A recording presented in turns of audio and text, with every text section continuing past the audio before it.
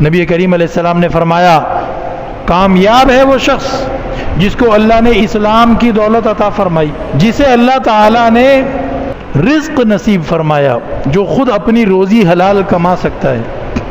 اور تیسری چیز کیا بتائی؟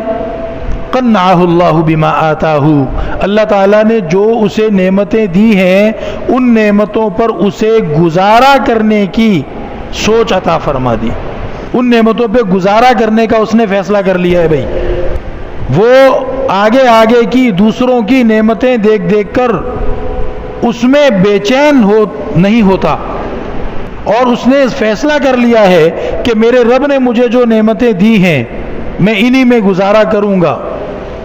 ہاں اگر حلال طریقے سے، حلال راستے سے مجھے مزید دولت آتی ہے تو وہ اللہ کی ایک نعمت ہے، لیکن جس میں قناعت نہیں ہو اس میں پھر حرص اور لالچ ہوگا، اور حرص اور لالچ حلال حرام کی تمیز بھلا دے گا۔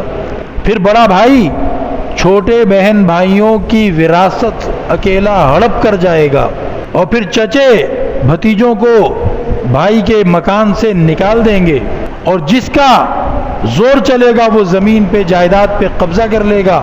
کیوں؟ اس لیے کہ قناعت نہیں ہے۔ اور قرآن پاک میں اللہ رب العزت نے ارشاد فرمایا اے ایمان والو، تمہیں غفلت میں نہ ڈال دے، تمہیں دھوکے میں نہ ڈال دے تمہارا مال اور تمہاری اولادیں، کہ تم اللہ کو ہی بھلا بیٹھو۔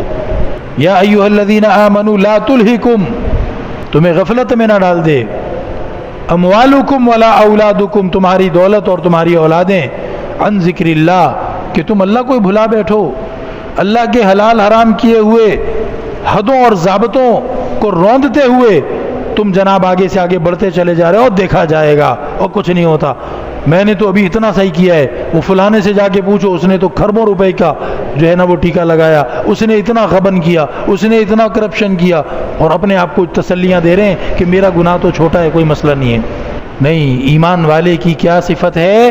قناعت۔ یہ فیصلہ کر لو کہ جو نعمتیں اللہ دے رہا ہے، جو حلال راستے سے مل رہی ہیں، انہی میں گزارا کرنا ہے بس۔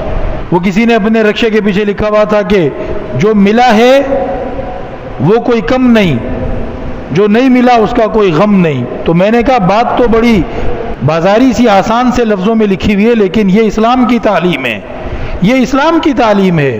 جو حلال راستے سے ملا ہے نا، بس یہ کسی سے کم نہیں ہے، اس پہ شکر کرو، اور جو تمہارے پاس نہیں ہے اور حلال راستے سے حاصل نہیں کر سکتے ہو اس کا غم نہیں کرو، اس کو دفع کرو، اس کو رہنے دو۔